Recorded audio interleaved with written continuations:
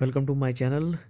Decoration में अक्सर हम बैलून का यूज़ करते हैं, जिसमें काफ़ी सारे बैलून्स हम लगाते हैं, जिसमें एयर भरना काफ़ी मुश्किल हो जाता है, काफ़ी टफ हो जाता है। तो ऐसे में हमने क्या किया, हमने बनाया एक एयर पंप जो कि बोतल से बन सकता है और घर पे अवेलेबल सामान से काफ़ी आसानी से बन सकता है, काफ़ी जल्दी बन सकता है।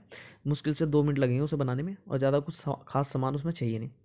तो इस वीडियो में मैं ये बताने वाला हूँ क्या क्या चीज़ों की हमें ज़रूरत पड़ने वाली है, कैसे कैसे वो बनने वाला है। तो वीडियो को देखिए शुरू से लेकर लास्ट तक। तो सबसे पहले हमें ज़रूरत पड़ेगी यहाँ पर एक प्लास्टिक की बोतल की, जो कि 600 ml की होनी चाहिए। कोल्ड ड्रिंक की जो आती है, पेप्सी हो, कोका कोला या थम्स अप हो, कोई सी भी इस तरह की बोतल चाहिए, हार्ड वाली, सॉफ्ट बोतल से नहीं चलने वाला। तो सबसे पहले क्या करेंगे, हम जो कैप में एक होल कर लेंगे।